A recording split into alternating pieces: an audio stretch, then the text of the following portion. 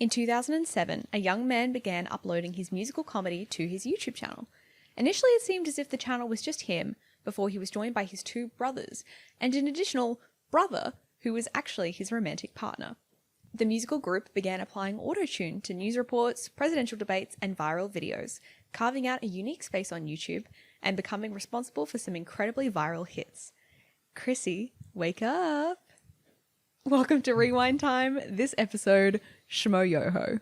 Yeah, it's rewind time. Welcome to Rewind Time, a YouTube history podcast where we each week examine a noteworthy YouTuber, their channel, and the videos that made them part of YouTube history. I am here with YouTuber Lucy Livin. Hi. And I am your host, Max, someone who has not seen much YouTube at all.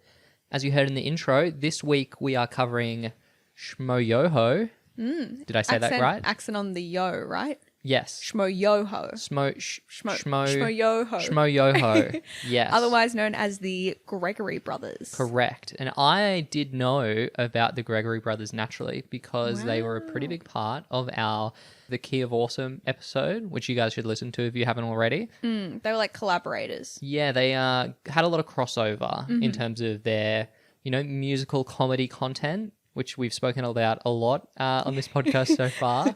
It's a bit of it's very baked into the DNA of early YouTube, that musical comedy. Yeah. I feel like we're saying it like musical comedy, quote unquote.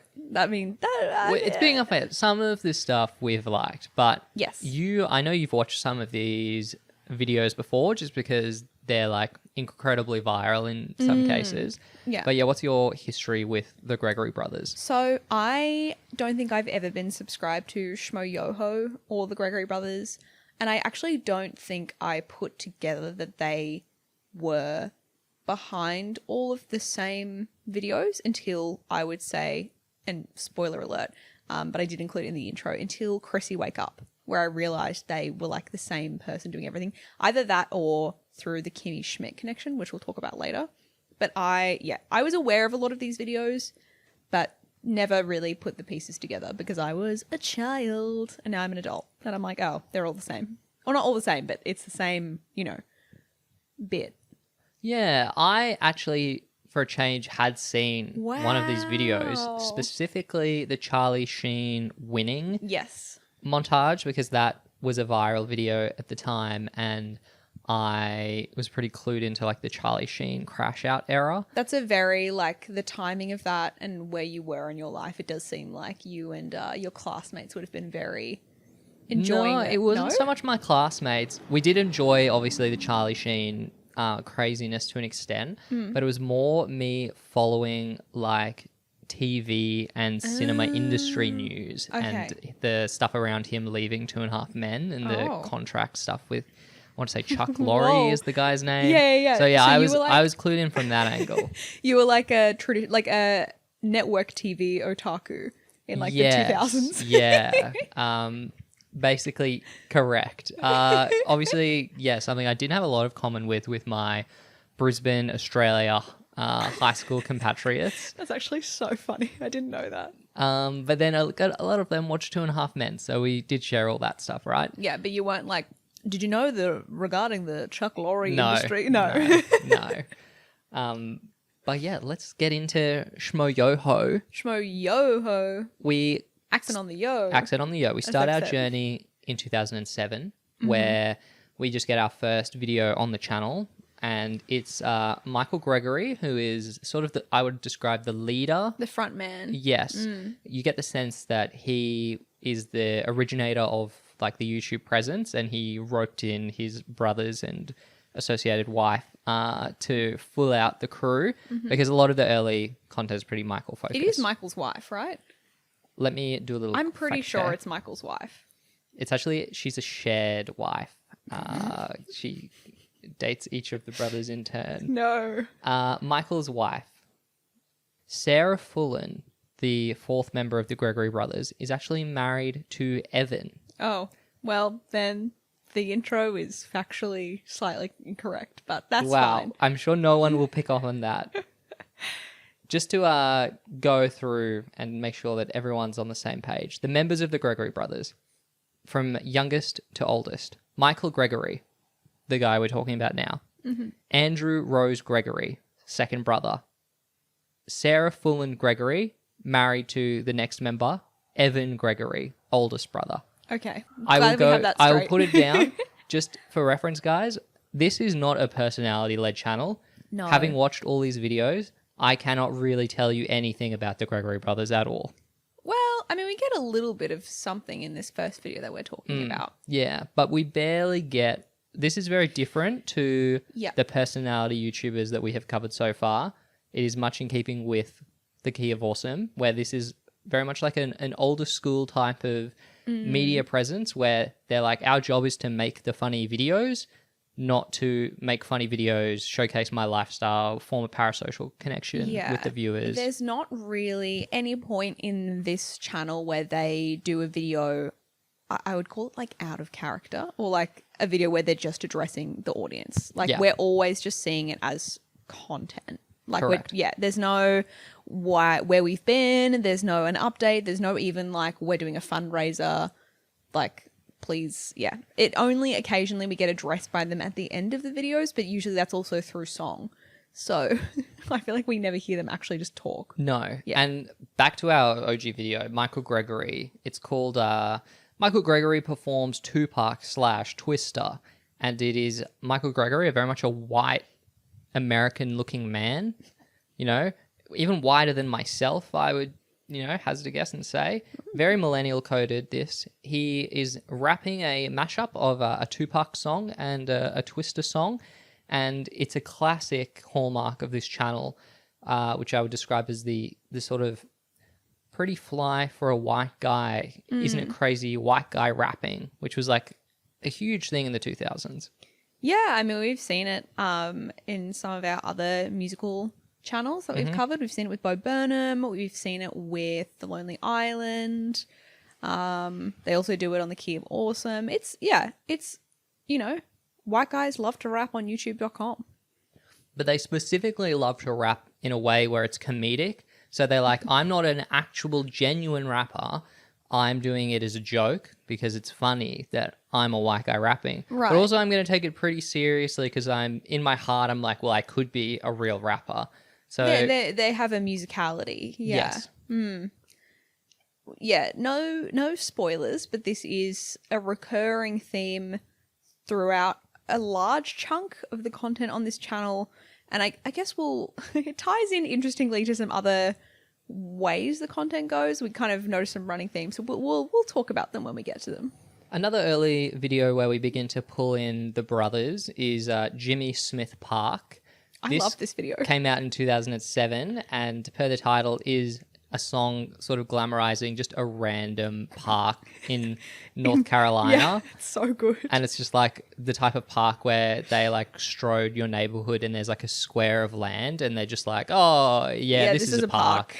This is enough green space for like 5,000 people. But these guys are obviously running around treating the park like it's like the greatest thing. It's a paradise. And I think we both, really quite enjoyed this one. Yeah, it's pretty funny. It gives that old school... I mean, I'm always cautious to say, but it gives like an authentic old school YouTube energy of like making a video with your friends where you're kind of being like, this is really funny. It's sort of an in-joke among you and you're like, yeah, I'll just put this on YouTube. And I would hazard a guess that like a bunch of people have seen this video and been like, what? Like, but I think it's really funny. I bet you if you Google the park, they've probably got the number one SEO. Yeah.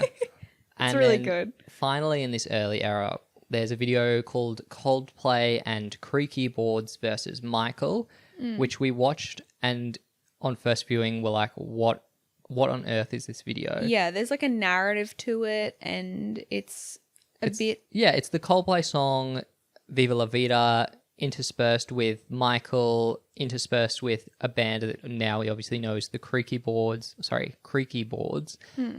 some Wikipedia sleuthing, there is a whole drama where people accused Coldplay of plagiarizing Viva La Vida, including this band Creaky Boards. So this video is Michael, I believe, his play on that by also inserting himself into the plagiarism drama. And claiming that both of them plagiarized him. Yes. and that he originated Viva La Vida. Yes. Which is, I think it's quite a funny bit, actually. Yeah, it's kind of spicy. Hey, It's a little, it's funny because, yeah, I don't know if you said, but Creaky Boards like made a video like this. I think, to try and like out Coldplay. Like it's like the OG drama video, really. Yeah. This is very early drama for YouTube. It's like 2007 or early 2008. It kind of works because the Creaky Boards accusation is very much without merit. Yeah. Having listened to the songs and seen their timeline, it's not really. They're like, Chris Martin came to our live show and heard this song we like hadn't released, and so he copied it. And then of course, like, Chris Martin, global celebrity, could just be like, I was actually in London at that time, so I couldn't physically be at this show.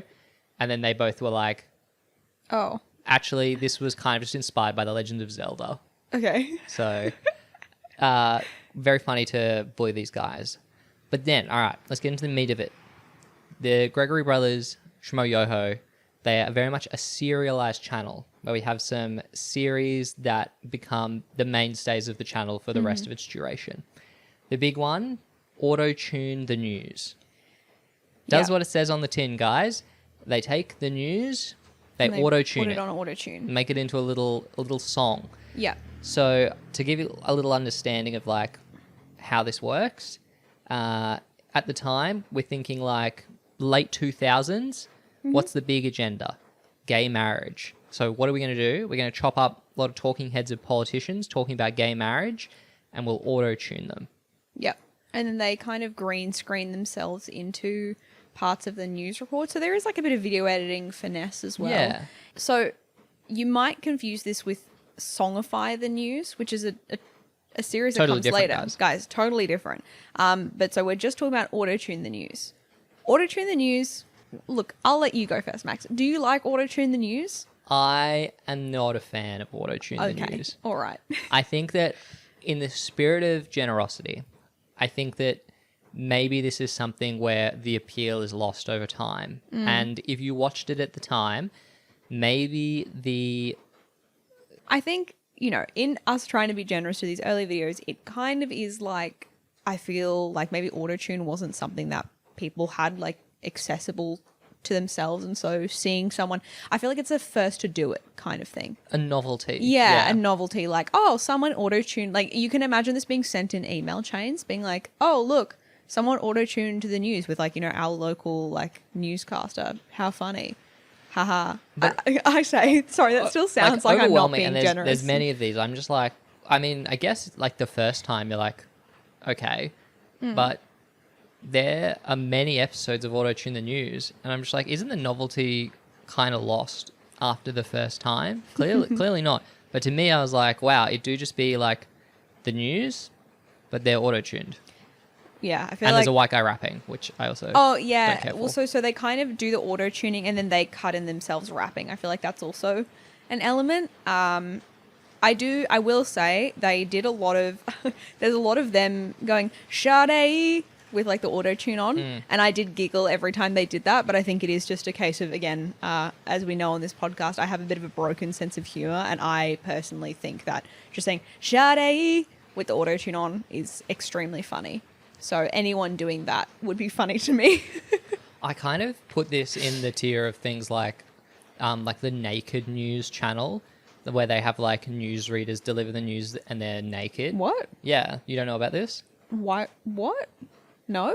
Oh, What's okay. that? It's a thing. Like, look it Okay. up. I've never seen it, but I'm just aware that it exists. Okay. And it's a thing where it's just like, is the news like that boring that we need to I think spin it it's this just way? this feels very experimental. Like, we have an auto tune tool. Like, let's apply it to this and play around with it. I feel when you look at it holistically, their whole channel, this is them kind of like refining and testing out their skill set. I think that's a nice way to. This is not really of particular interest to us, but this format does evolve, as we just said. So The news series, Auto-Tune the News, that is, we do begin to actually, by the 11th iteration, Pure Poppycock featuring Joel Madden, Auto-Tune the News 11, we do get a celebrity appearance where Joel Madden, husband of Nicole Richie, appears and does a verse. And kind of novel for a YouTuber to get a celebrity cameo like this sort of early in the platform. I think like we're talking about how we feel about these videos, but to be clear, these videos were going like semi-viral like already. Like a lot of these have, 500,000 to 1 million views, and for like really early YouTube, admittedly some of these could have been collected over time, but like that's probably still quite popular. So I think they were maybe making waves. Obviously I can imagine some of those newscasters, like newsreaders, would be like, oh, I'm in a video on youtube.com. I think they were acknowledged pretty quickly. Yeah, Katie Couric, in the retrospective for the second episode of Auto-Tune the News, they thank her in the description for saying thank you for like promoting this Shouting at it the out. time. Yeah. So, and me dropping that off the dome is an insane pull, but that's the depth of research I go into this podcast, guys. Wow, very impressive. A final bit on Auto-Tune the News. Sorry to jump in. No, but go ahead. Another celebrity cameo of much importance to this show is that by episode 13 of the series, Rivers Cuomo and Weezer back again appear in another OG YouTube video. How are they doing this? They're kind of like the Thanos of early YouTube, like collecting these YouTuber cameos like Infinity Stones. It's ridiculous. Why are they doing Why this? didn't Rivers just become a YouTuber?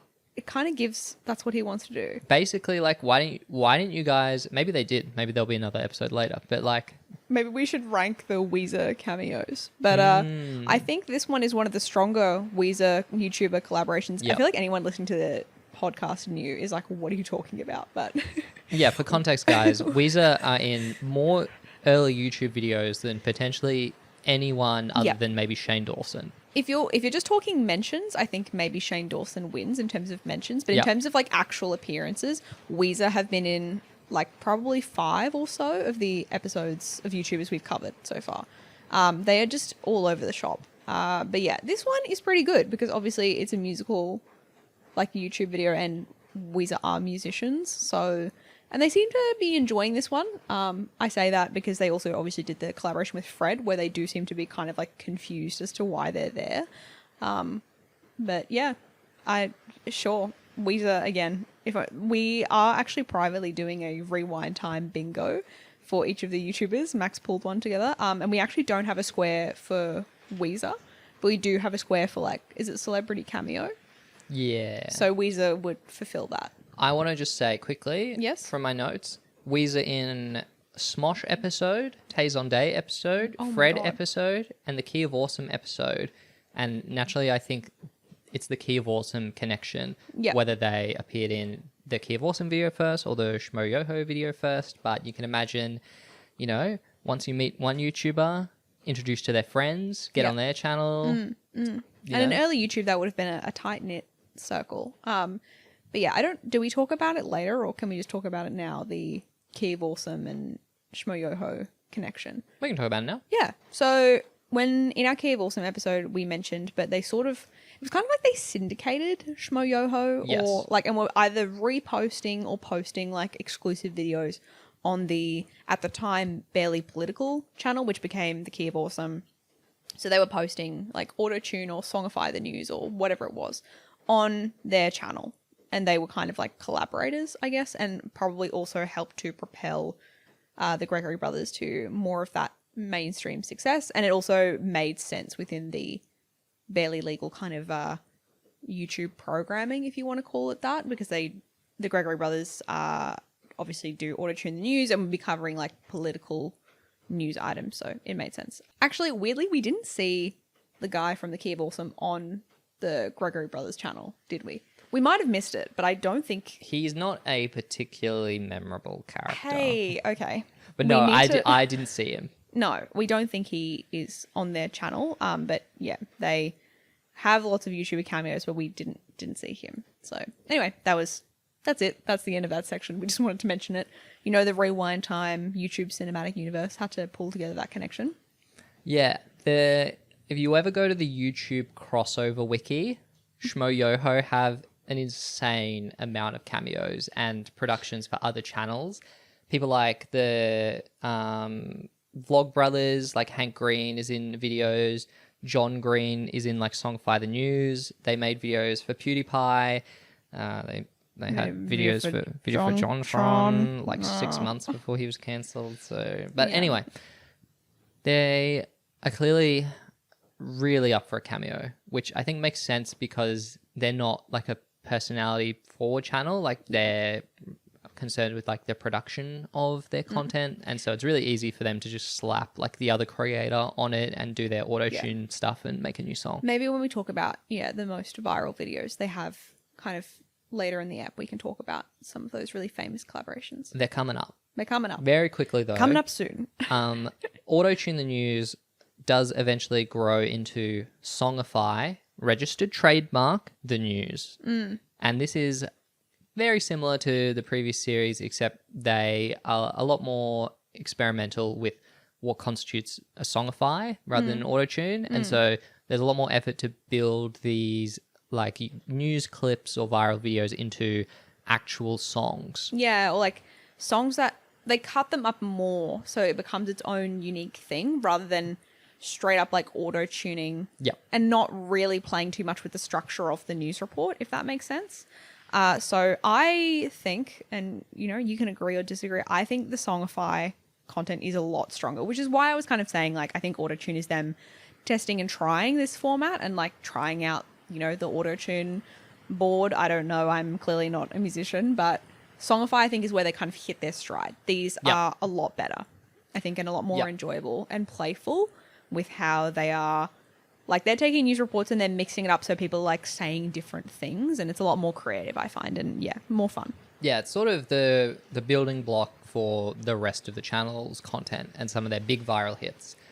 I just wanted to note some of the early Songifies. We get an appearance from Darren Criss. Wow. He also would come back like 10 years later. Yeah, he's a recurring collaborator. A sort of a feature with all of these celebs, because Blondie are also on an early episode of Songify the News, and the band famous from the predominantly the 1980s, but they also come back even in the 2020s and are still contributing to this channel when it is probably 5 or 6 years past its peak. They fully have some truly like mythical celebrity pools for this channel. It's really crazy.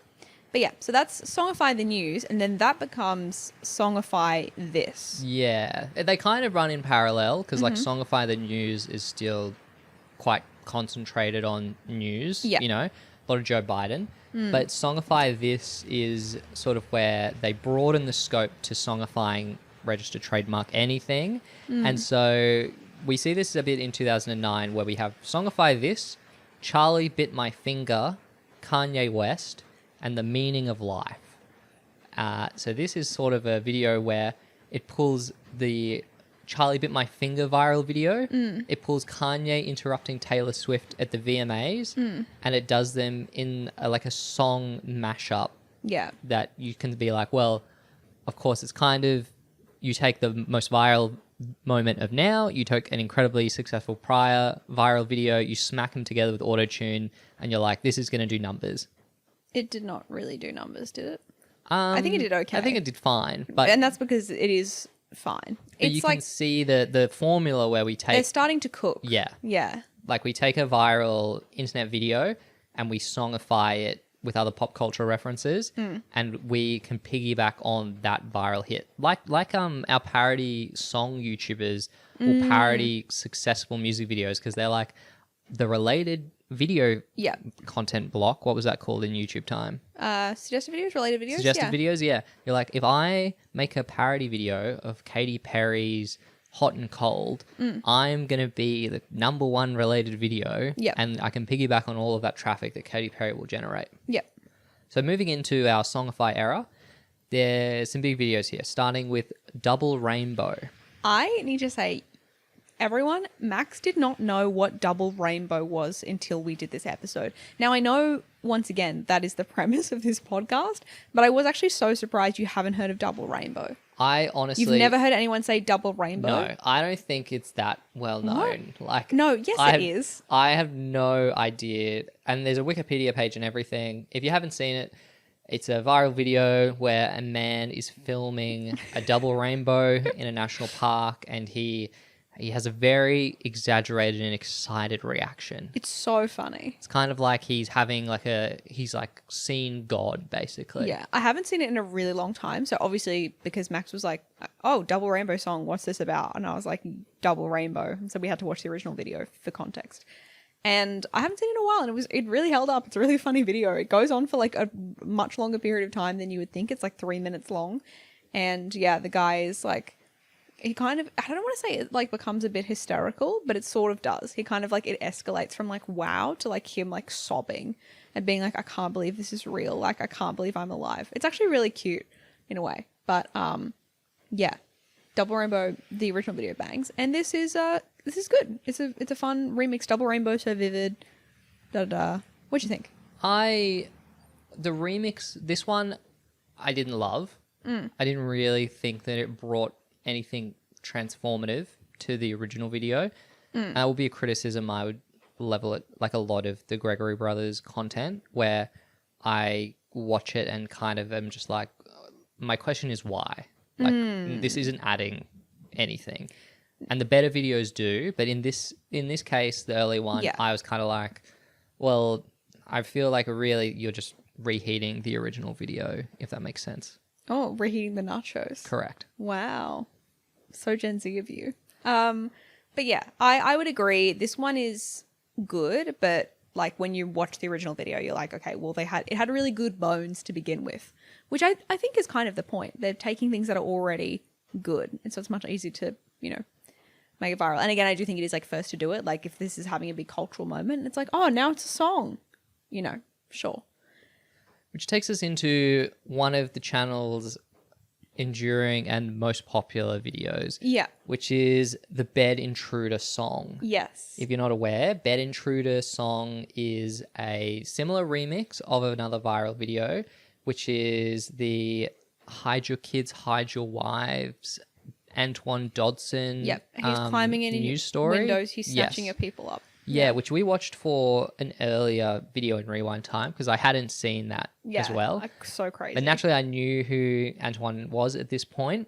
And this song, I'm not sure if I had seen it at the time, but it kind of rung a bell and it is very catchy. So I'm going to say... You've been singing it around the house since... Yeah, I'm inclined to think that I had seen it. And also, I think we saw it on the Key of Awesome episode.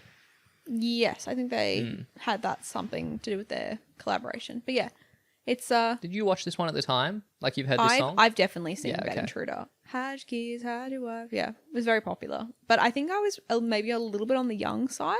This would have been like when I was 10, maybe? Something like that. So 10 or 11. So I've definitely seen it though. I'm aware of Bed Intruder and the Bed Intruder song for sure. This is, I think, a bit of a turning point for them in terms of like, they are quite, like, they're really quite transforming the original video. In saying that, the original video is really funny. Yes. As is.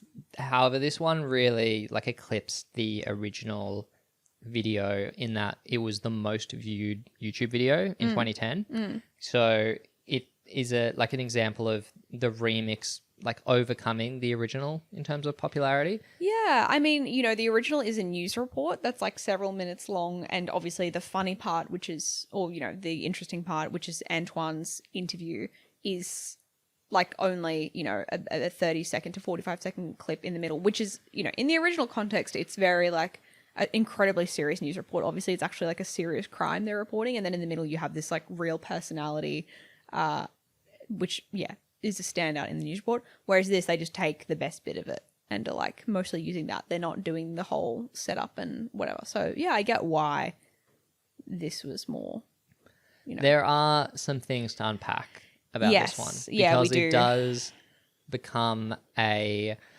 formula which the Gregory Brothers return to. And generally, there are several videos that follow this, which I would describe as a remix of like a Black American in a way. Well, even Double Rainbow, it's like POC. Yeah, I guess you don't see him, so it's less like immediately parodyable. Yeah. But there's an uncomfortable thing, and the Gregory Brothers have actually acknowledged this, which is pretty interesting. But like it's the sort of the taking what is like a pretty serious subject matter. Like Antoine's like, people are trying to, Assault people. Yeah, it's serious. In sort of like what appears to be a low socioeconomic place in America, and then remixing that for like a joke, essentially. And they do multiple of their memes are, them using the likeness of like predominantly black people and making like viral memes and them becoming successful off the back of them. Now, I do want to say I do think it is a bit intangible, and like obviously you're saying they've since like acknowledged this and are aware of this being something. I briefly jump in. They split proceeds with the family. Obviously, this led to Antoine having like a national profile, and he has since done a lot of work writing off this video. Yeah. There, I doubt, is any bad blood, given that he would come back and do a 10-year anniversary video and say, how crazy was this video? You guys should vote for Joe Biden and don't catch COVID. Yeah. And I still think, though, it is just something of note in terms of like this series so far and the treatment of, and like not the fetishization of black aesthetics, but like the way that like these white creators create content where they monetize like what black Americans are doing. I mean, it's kind of what has been like more later coined as like digital blackface. And I mean, we're not going to get fully into that conversation on the pod, but I think it's interesting, and it's something that in this point of time in YouTube and internet history, there was a lot of like, but like funny black man doing X kind of thing, like that sort of humor. Yeah. So I wonder if, like, I mean, I don't really wonder. I sort of know that would have contributed to this like cultural climate for them to do this kind of content and for it to be, just totally chill. I just think, if they did this now, you would be a bit like, why is this group of like 4 white people constantly using like memes of black people to like make money? Like that seems odd. I also think now they would not even give any money to the family. Like we're so far beyond, if you remix something or do a stitch or like do any sort of taking of content, you're just like, well, it's free range. Like I can take whatever I think want. Creators now have been like criticized for like, like white creators are more, I think, closely scrutinized for like overuse of AAVE and stuff like that. Yep. So I think there's a bit more of cultural awareness around it, but I know what you mean. It's like, this is very early internet, but it's I'm relieved and happy to know that they like were in contact with these people and like sharing proceeds with them, because like that is the right thing to do. I don't know if that is the case for all of them. We don't know, but like, it's nice to hear that is the case. And Antoine clearly has a good relationship with them, which is the best case scenario for these types of things. And I also kind of think like you should do that. If you're using these people to propel your career, then I think you do owe them something. Yeah. Yeah. And sadly, much like the fate that comes for the Key of Awesome, these guys really came about in maybe the 10-year span where you actually made money from parody remix YouTube videos and iTunes sales. Yes. Because you can put your song on Spotify now, but I don't think it's like buying you a house. Yeah. No, you could tell this was really doing numbers for them. And following Bed Intruder, which is very popular, we have another. Yes. Oh My Dayum, which is a video, and he's credited in the title, so it's featuring Damon Drops, who is basically, at the time, he was a little known YouTuber who did guy in car review food reviews, content, which now is obviously a huge thing. It's like the meta. Influencers love eating in the car. I know. What's up with that? I heard that it was because you're eating it like as fresh as it can possibly be. And obviously if you're recording in your car. Well, I'd argue the restaurant is fresher, but no, but the thing is, and I get this, but I don't want to record in the restaurant giving my review in front. Like, I mean, maybe I'm cowardly for that, but I also don't want to disturb the other people around me, the other diners. If you want to like set up and like get a good shot and take your time to like show the food. Yeah, I think the isolated environment is a big one because you control like the variables where like people can't come up and talk to you or make noise or do anything because you're in the car. So it's like pretty isolated. But I also think Americans just do be eating. They do be eating in the car. Yeah. I think car people be loving their car. Actually, we can't really throw stones because I have been to the suburbs in Australia and I see drive-through Zarathas, drive-through Guzman. So like those people are not eating in the store. They're whenever also eating in the car. In the rare occasion that we're on a road trip, I feel like we are like, drive-through. I think it's fun. But yeah, I guess, anyway, we're not car people. If you guys didn't know, we don't own a car.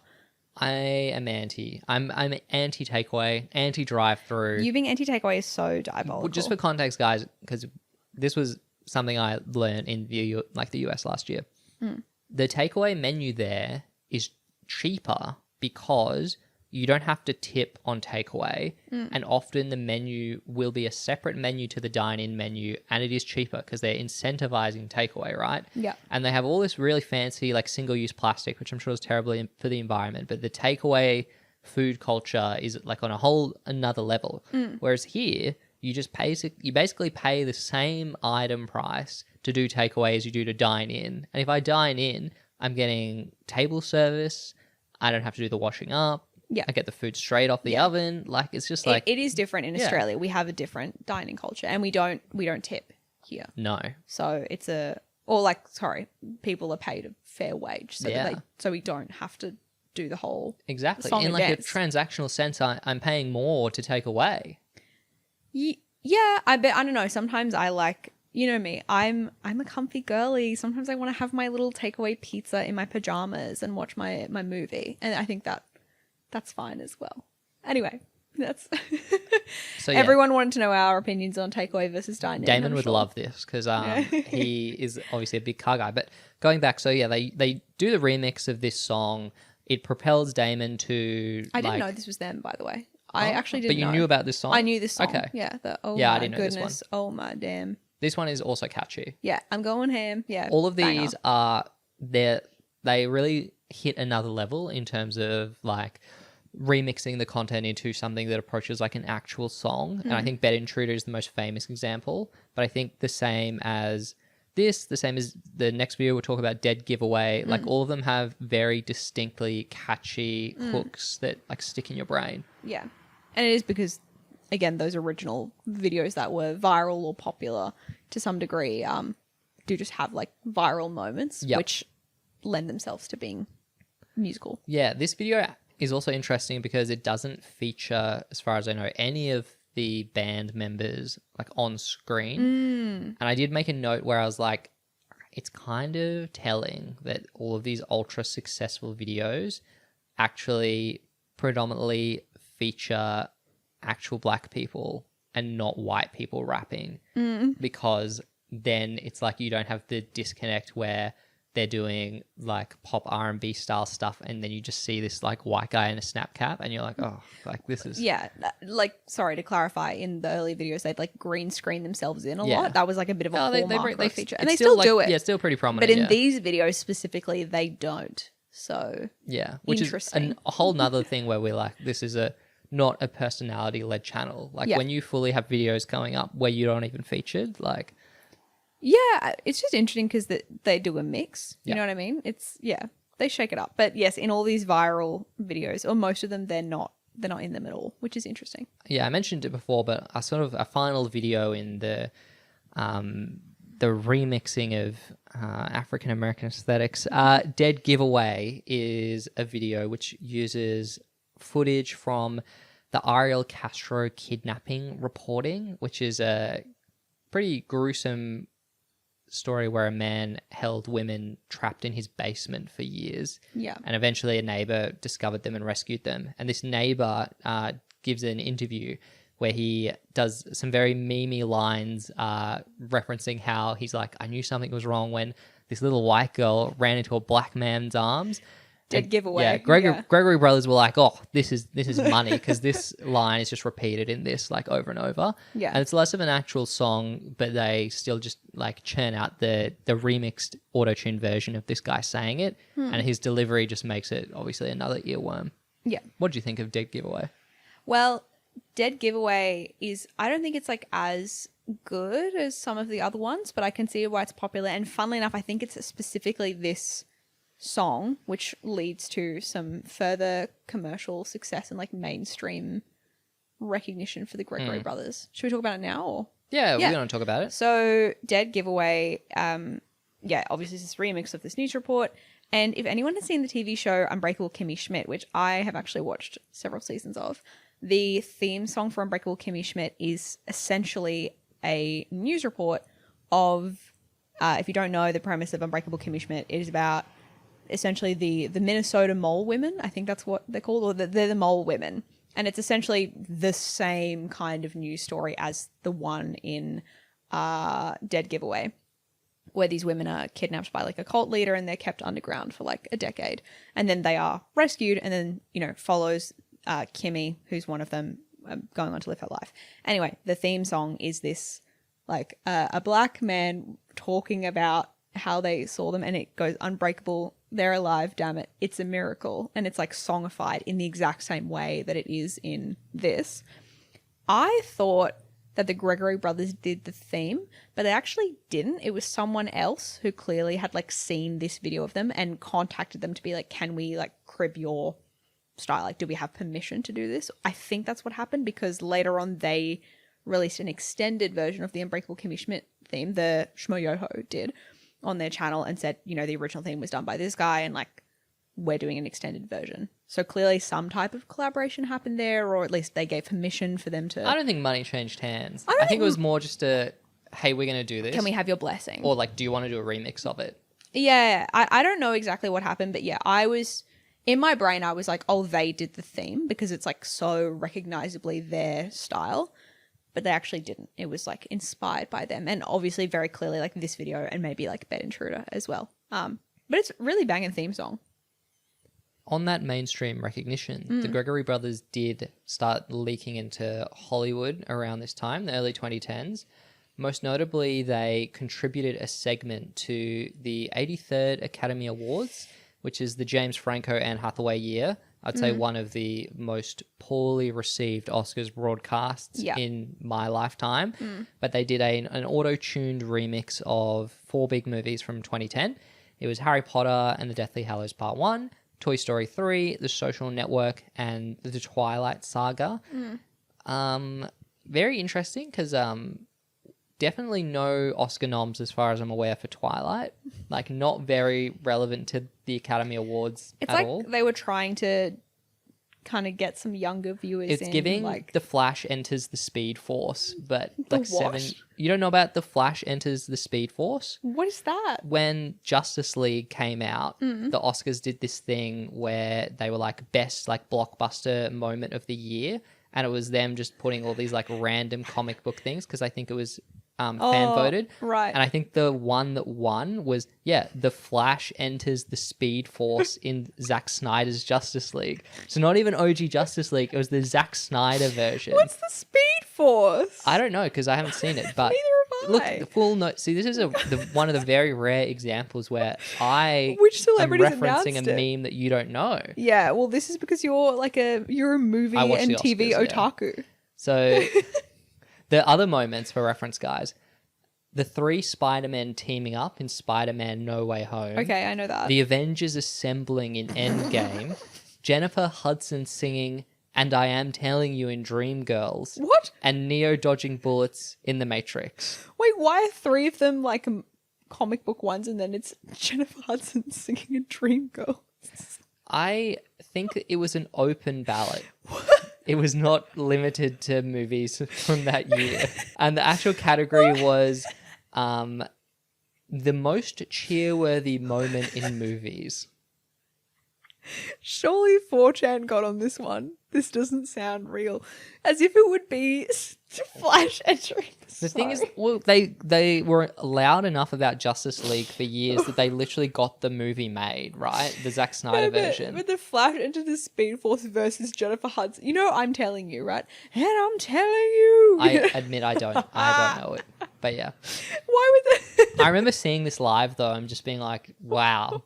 Crazy. But yeah, no, it's a meme. Oh, okay. So I got to bring us back. So yeah, Sorry. the It's really funny. Gregory Brothers did the Academy Awards.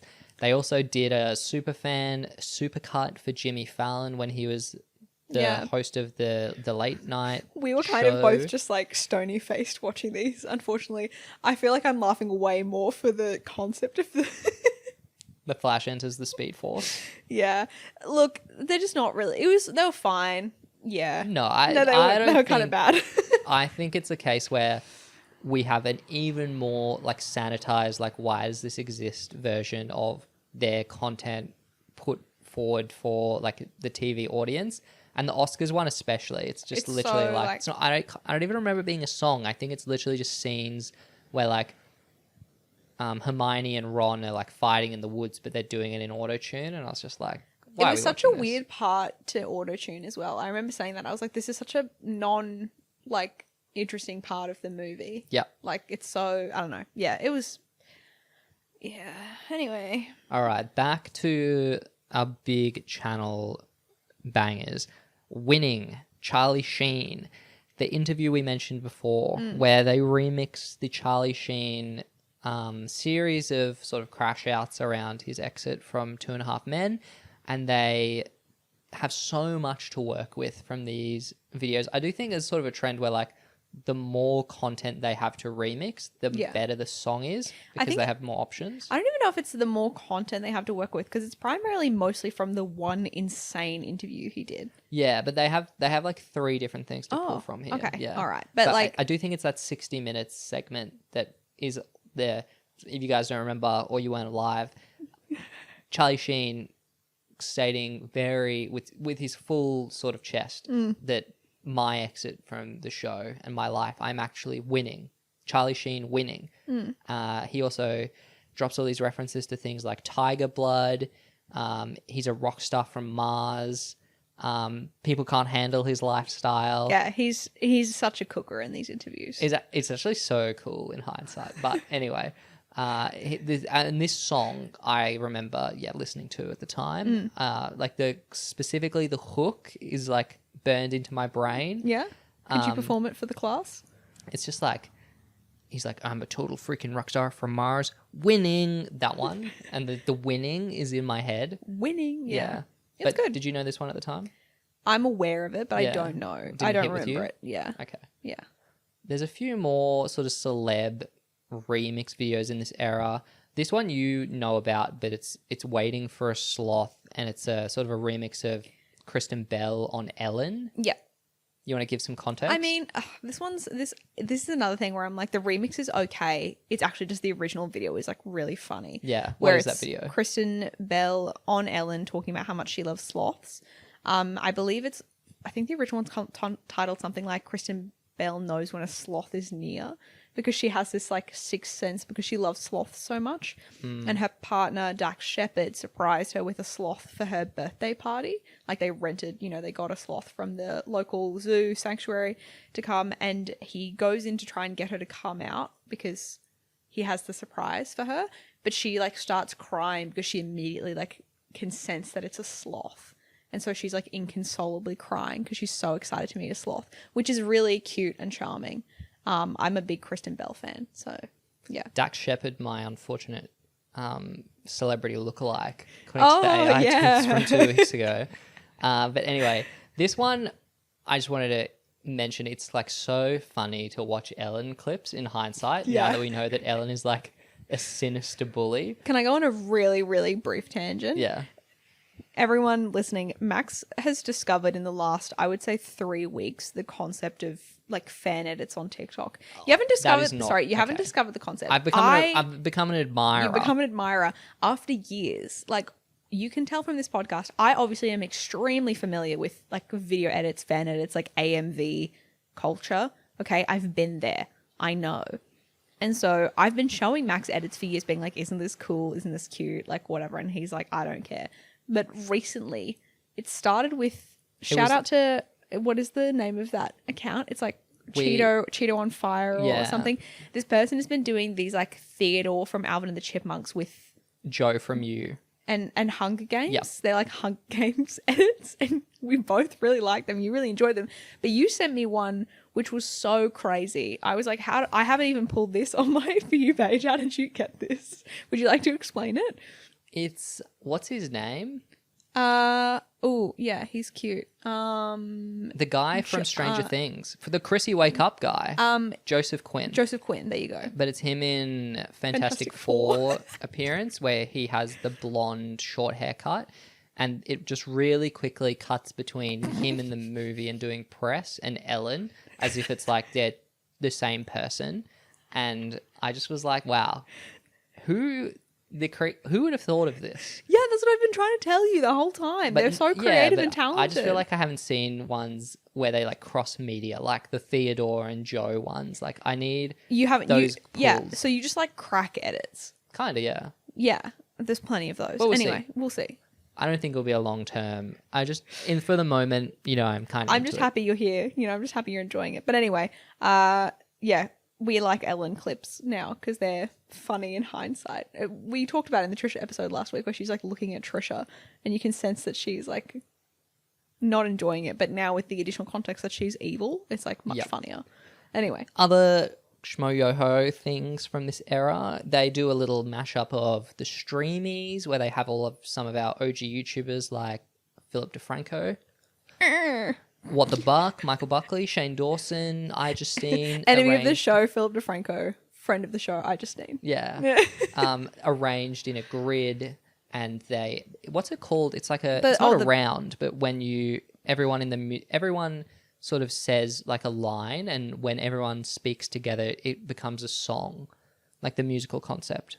I don't know. You're a musician. Yeah, you did music in high school. It's not coming to mind. Okay. I know what you mean by a round, but it's not quite Audience, a round. Picture when it's like Glee and everyone's doing like ba ba ba ba, and then someone else does a different noise, and it comes together into a song. It's a cute little like remix thing. It's fun. They're like clicking on the little thumbnails on the Streamy website. It would have taken a lot of work. Yeah, it's like technically impressive. Actually, yeah, I think this is one of the early ones where we're like, wait, this is kind of good. I wouldn't say it was good. Oh, it was a classic. Like still with this channel, I was like, why does this exist? No, but it was. I guess it was neat. It's cool. I was impressed with the musical ability to put it together. All right. But moving on. So I'm not going to talk about it, but they do use this Shia LaBeouf inspirational video at the time. Yeah, Just Do It. Yeah. Very viral. Okay. Very famous. I had no idea about this. I thought he was actually going to appear in the video, so that's why I clicked on it. I got excited, but no, it's just his Vimeo channel being remixed. And then should we talk about the last? No, I want to just touch on. Okay. I want to touch on some topical stuff. So we've been songifying, viral moments. We've been songifying the news. We've been songifying a lot of political content, which we have stuff from as early as McCain, Obama, to all the way up to like Biden, Trump too. And we also get things like, Hillary versus Bernie. We have so much electoral American politics remix. It features people like Joseph Gordon-Levitt multiple times. Weird Al turns up a bunch. The thing is, though, there's just nothing for us really to say on this because much like this songifying the news, it's a case where you are just like, you do be taking the clips of the news at the time and songifying it. They get a bit more technical, like there's some like deep fakery going on in some of the videos, which is they're kind of very early to this. They do it in about 2019. Yeah. But there's nothing that I think is worthy of discussion. Do you agree? Yeah. Cool. So we'll write that all up. But it does bring us to something dear to my heart from this channel, which is the series Songify History. And there's a very early one where they take archival footage of Winston Churchill and they set him to like modern sounding music when he was delivering a speech in, the early 20th century. They green screen one of themselves in to the footage and yeah. And you're like, wow, how epic. Winston Churchill doing a speech to, this music. So this I was like, sure.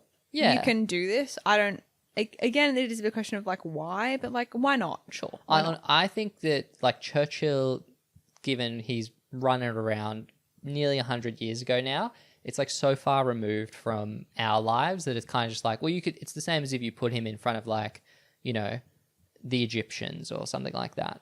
And so I don't really think much of it. However, later in this channel's history, we and the first example I want to say is the 50 the 50th anniversary of the march from Selma that civil rights activists in America did in, I want to say, the 60s. And Obama gives a speech commemorating this. They love Obama on this channel. They're always remixing him because he's obviously a great speaker. But they follow it up with a Songify History, which is Martin Luther King Jr. In Memphis delivering one of his iconic speeches. However, it's naturally, like the rest of the things on this channel, it is auto-tuned. And This is so crazy. it is not really auto-tuned in like the transformative way. It's kind of just the speech, but with an auto-tune filter. And I was I made Weirdly, notes. they don't green screen themselves into this one. No. I made some notes on this stuff where I was like, is this channel actually like propaganda? Like, what are we conveying Why? here? It's really, and I think, I don't think, What's the intent? I actually think they're trying to, much like you'll see people put serious topics next to Subway Surfers now to like promote engagement. I think they're literally like, we will get the kids to learn about Martin Luther King by auto-tuning him. No, you won't. But like, what's the audience? No, I think that's Why are they doing what this? they're trying to do. But like, Yeah. no, you won't. You know what I mean? Like, having him be like, "I have a dream," is not gonna like. It's so weird. And I will say, and this is probably like I don't think they were actually trying to do this, but it's very weird when you kind of couple all of their like viral music and like off the back of black people, and now they're like auto-tuning Martin Luther King. Like, it's just so like.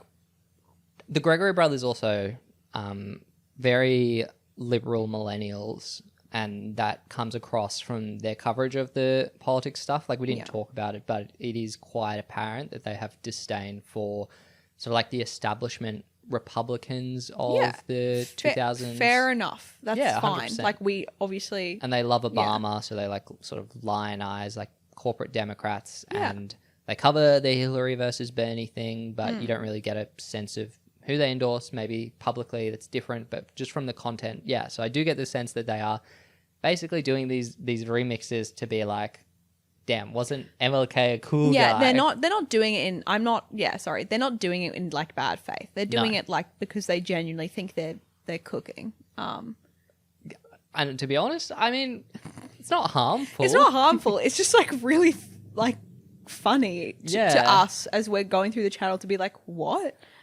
I kind of feel it's a bit distasteful, but Yeah, I'm sort of like, why? Here's the thing. It's like, and I don't think they are doing this. I do think, I like how we're just totally projecting. We have no idea. But we're like, the good faith reading is they're doing this because they think it'll like promote it to like younger viewers or whatever. There is also a reading of like, why do you think you can improve upon like one of the most iconic speeches of history? Like, do you think auto-tuning it makes it like better? Yeah. Because it kind of doesn't. Yeah. And I have a bias we've spoken about before of like against remix culture. So things like fan fiction, where I'm thinking of being in the Oscars audience, and if you're the director of one of those movies, like seeing these guys remix and auto-tune your movie, I'd be like so angry. I'd be like, how dare you? Unless you were the Hunger Games movie director and the director of Alvin and the Chipmunks and the director of the TV show You from Netflix, you'd be fine.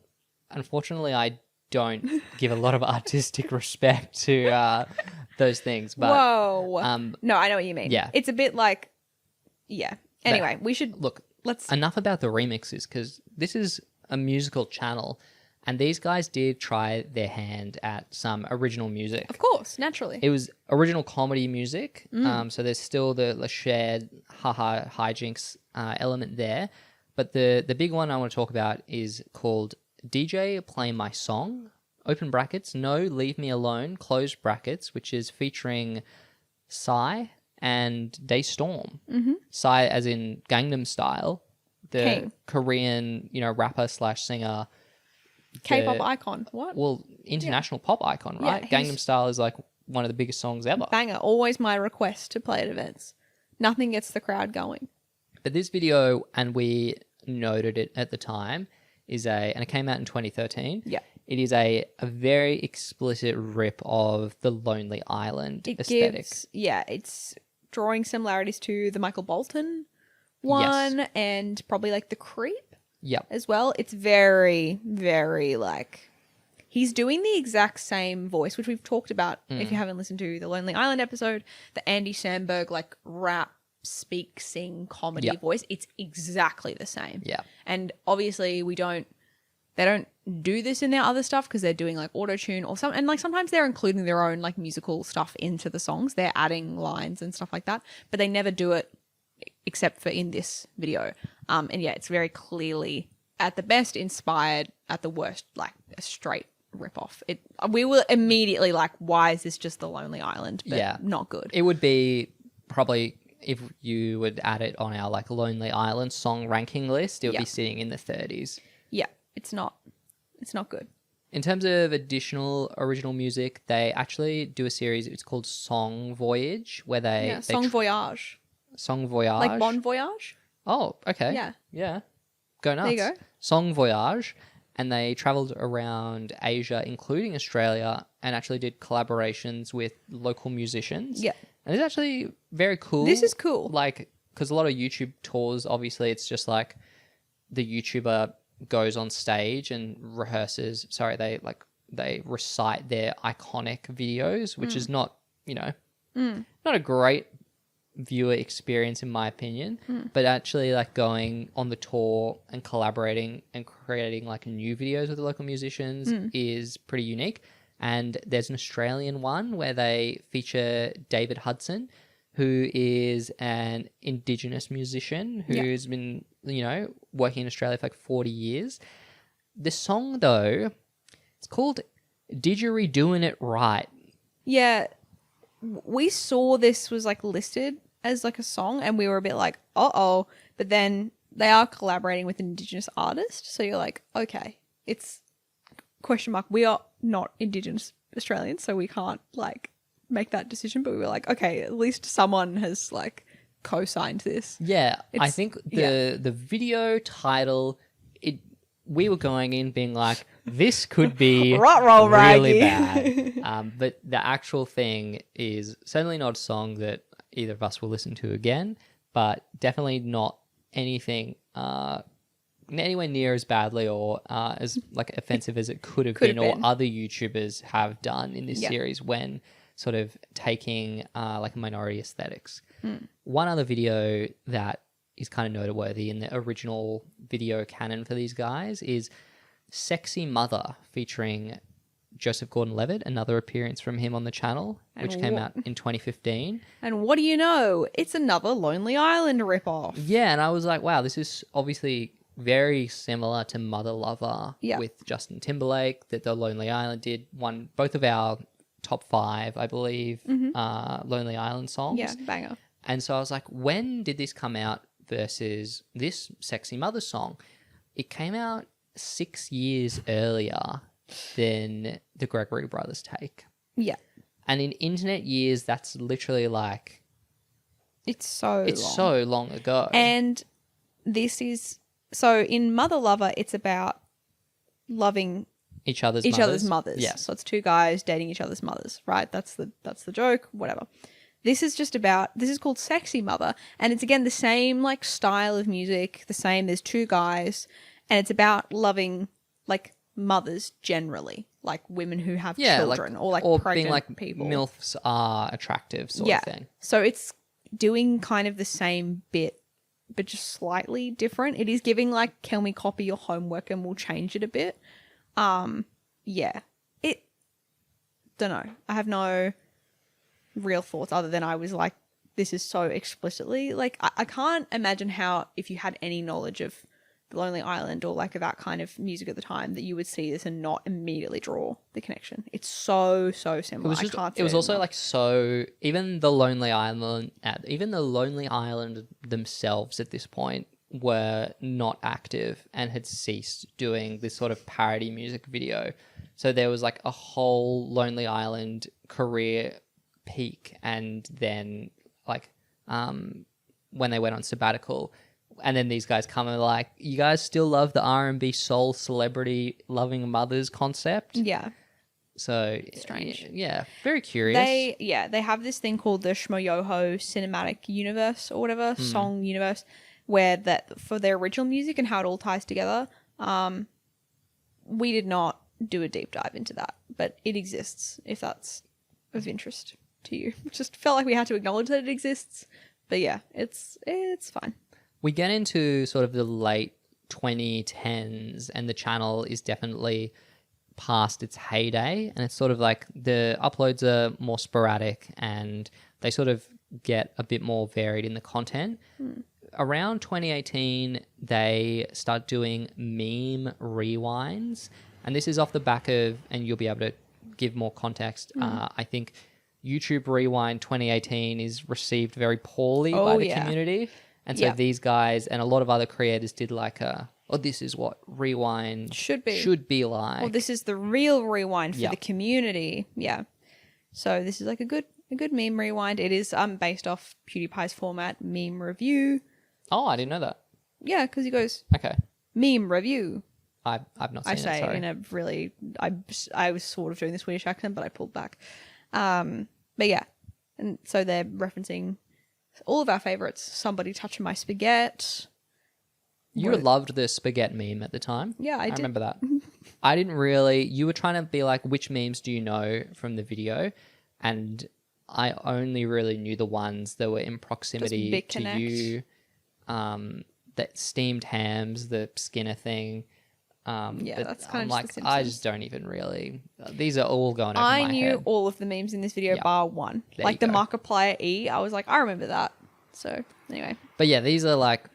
Good to know from these rewinds that I am correct in my position of being the chronically online one. They do this again the next year in 2019. Then they also do a 2010s entire decade meme rewind after that. So for a brief period of time, these guys went into like meme retrospective territory. Kind of interesting. Yeah, well, they were getting like good feedback. Like Markiplier was commenting on videos. Like all these YouTubers were being like, shout out to these guys. Like, because obviously they're OG YouTubers, so they're respected in the community. And then people were like, oh yeah, like shout out to them for doing these like meme rewinds.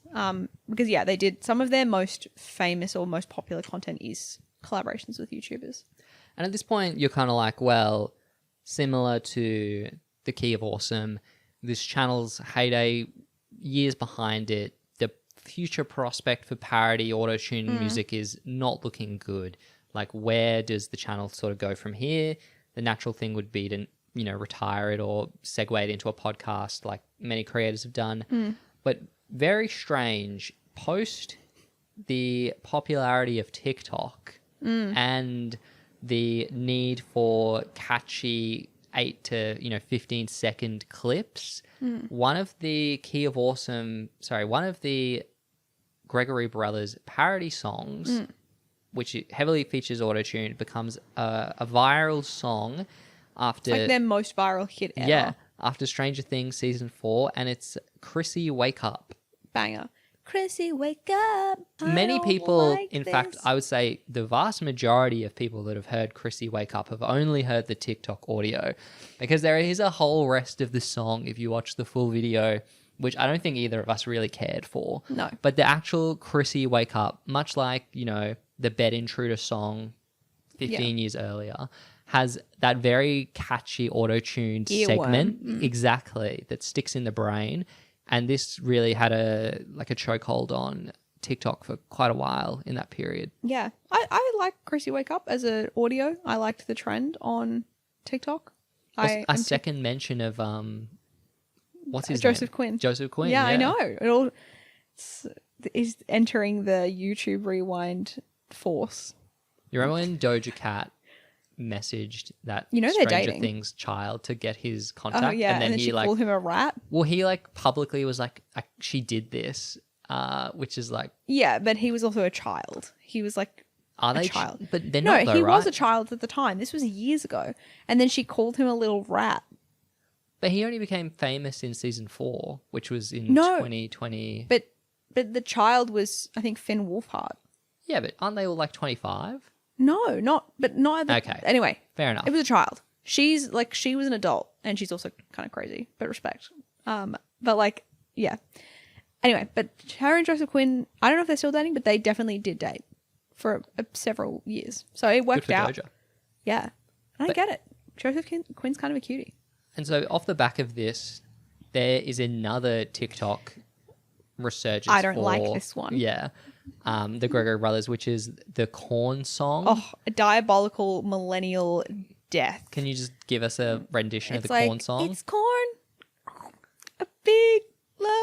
It Yeah, has the that's good. juice. It has the juice. I hate that bit. I but didn't it really has know juice. this one. Durr. Like, what did people put this against? It was like... What's the meta? So the meme on TikTok was like, instead of it's corn, it's you explaining why something is like your favorite thing.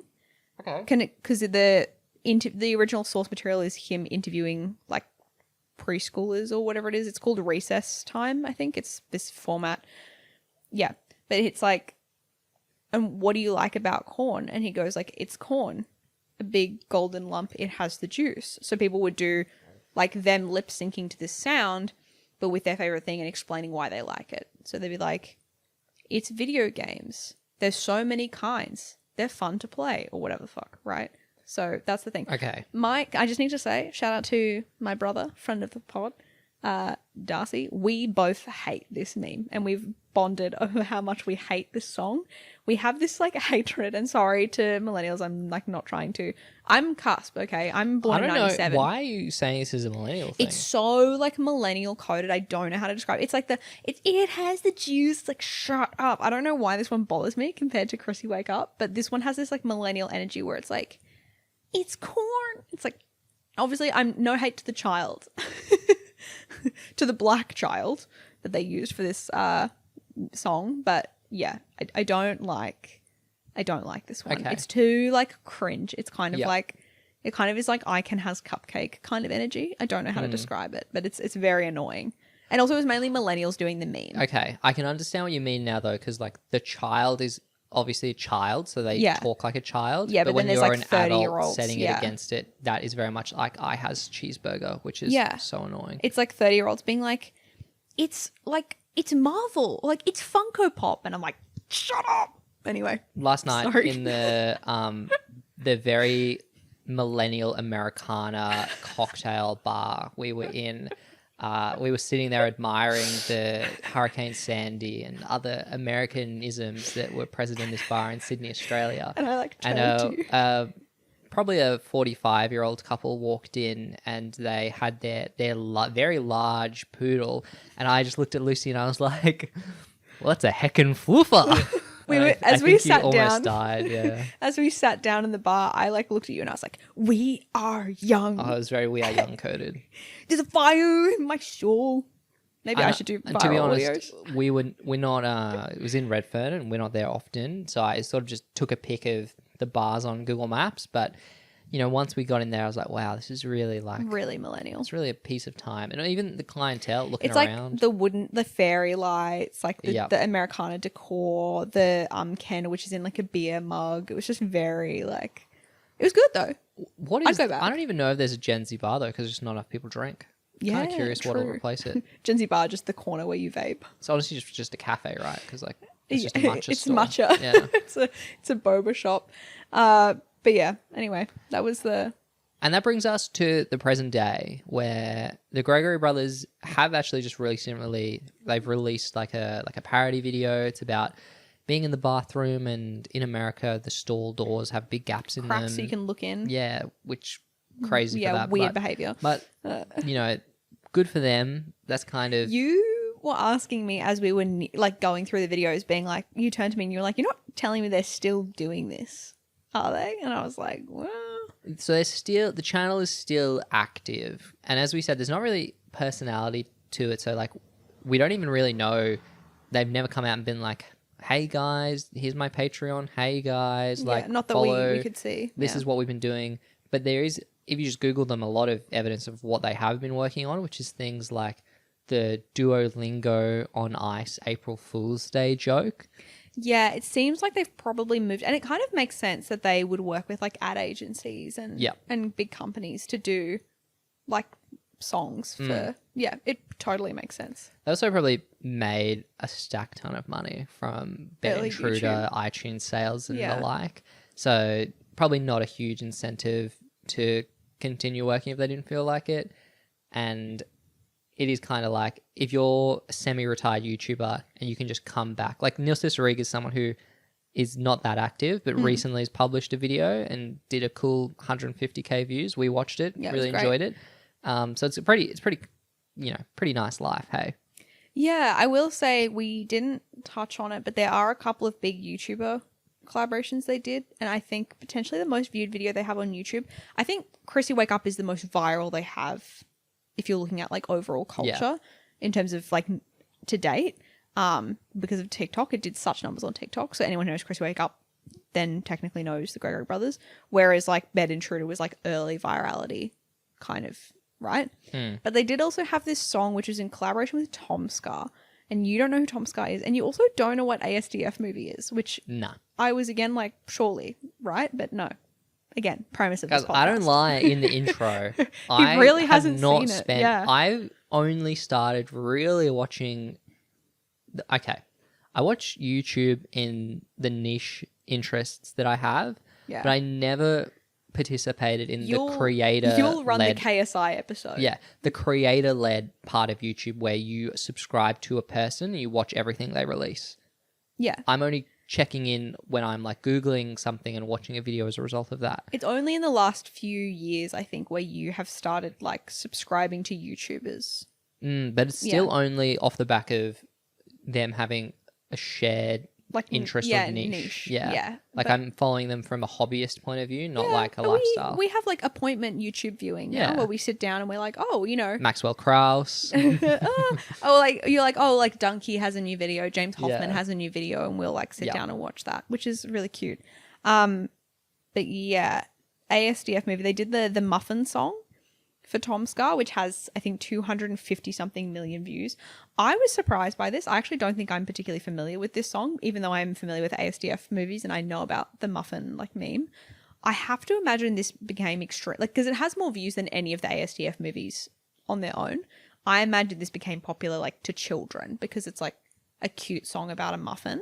It refers to dying though. It The does. concept of like the muffins being eaten and they die. So, Yeah, but like kids think that's funny in that like yeah. kind of, you know what I mean? Like kids are like, die. There's a meme in ASDF movie where it's like, die potato. And that was like really funny to me when I was a child. So Okay. I imagine it's Yeah. the same thing. And a lot of this like Gregory Brothers like auto-tune delivery, no idea what the lyrics are. Like the enunciation, I'm like, you are just, it's like an instrument, your voice, cool, like Charlie XCX go off, but I'm not really sure if I'm picking up the nuances of the parody because I don't understand what you're saying. Yeah. But anyway, I wanted to mention that because anyone listening might be like, what about the Muffin song? Because Tom Scar and ASDF movie have a very big fandom. So I wanted to acknowledge them. I know this is a Jacksepticeye song, but I have to be real. Jacksepticeye is, I'm not across that man. I'm aware of that man. I respect that man. I'm not across that man. But I know there is one for him as well. He did like a few YouTuber, like gamer kind of, songs. Sorry, they. The Gregory Brothers. I was referring to the Gregory Brother as he, the Gregory Brother entity. Anyway, sorry to Sarah Gregory. Is that her name? Yes, she did take the last name. Shout out to Sarah. Could it be, they could have dropped the girl brothers brother. because they could have been the Gregory family. No, I Once she think it's joined. no, but then Or you the think Greg, it's a- or just the Gregories. Oh, Eh. well. Anyway, Anyway, that is the episode of the Gregory Brothers. Do you have any enduring sort of takeaways? Any verdicts? Did it change your perception of them? No. Yeah, fair enough. From my point of view, I got to learn about some more viral videos from YouTube history, which I appreciate. Yeah. Which I came to via this episode. So much like people learning about the viral videos based on the remix, I'm kind of learning the history. Much like those children learned about Martin Luther King watching the auto-tuned version, I'm learning about YouTube history through the remix. So I guess that's nice. yes. YouTube history is exactly the same as civil rights history. I bet you if you went on the street No. and asked 20-something Australian girls who Martin Luther King is and who Sofa Dofa is, the answers are going to surprise you. Oh my god. Anyway, I actually purposely picked Schmoyoho for this week's episode because, as you said, now you have seen all these like viral videos. Schmoyoho is the last piece of the puzzle for you to be able to understand YouTube Rewind 2010, I believe, which is the first YouTube Rewind or the second. So wait. There's another. Well, okay, we got to start from number 1, but I believe, well, then if we need to do 2009, we'll do that 2009. But could be a double ep. It could be a double ep. But anyway, so we're gonna dip into our first YouTube Rewind soon. It's very exciting. Very exciting. Who's so excited? Ah ha ha! It's rewind time. Anyway, this week, Lucy, what are you subscribing to? Can you go first? Can I go first? What are you subscribing to this week, Max? I am subscribing to the Harley Quinn animated TV show. Okay. No? Yeah, no, you can subscribe to whatever you want. You only watched like 2 episodes though. But yeah, sure. I watched 3 episodes. Oh. And I laughed a few times, which is pretty good for me in terms of, a comedy. So the Harley Quinn show, I think there's 5 seasons now, sort of takes place in a post-Margot Robbie Harley Quinn world where Harley Quinn is no longer just a supporting character for her boyfriend, the twisted clown prince of crime, the Joker. Stop. But this show is very much like a comedy and like a send-up of sort of the Batman universe. And I'm someone who has an affinity for the Batverse from not the comics, wouldn't really read them, but like the video games and the movies. Yeah. So would you say that your most cheerworthy moment was when the Flash entered the Speed Force? What has that got to do with this show? It's DC. The Flash is DC. Yeah, but okay.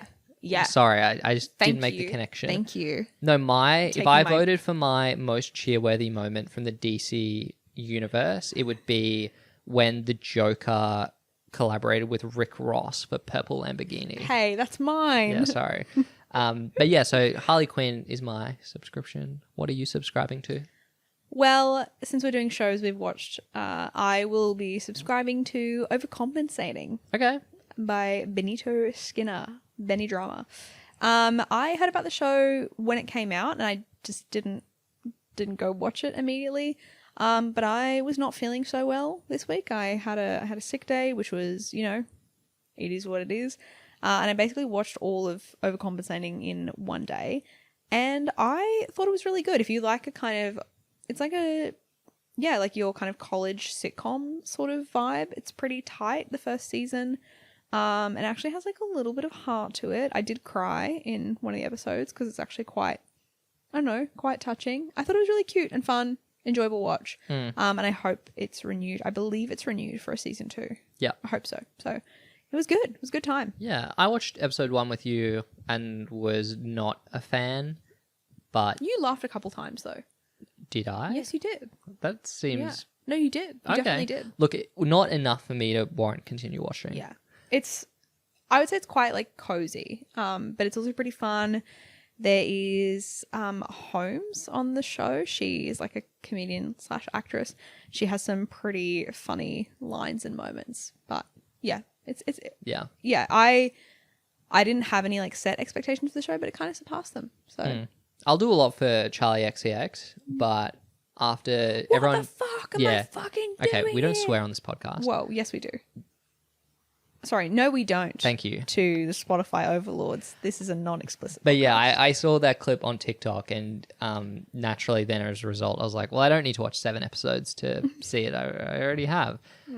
But anyway, that is this episode of Rewind Time. You can subscribe to the audio only on all the podcast platforms. You can subscribe to the video on YouTube or watch it on Spotify.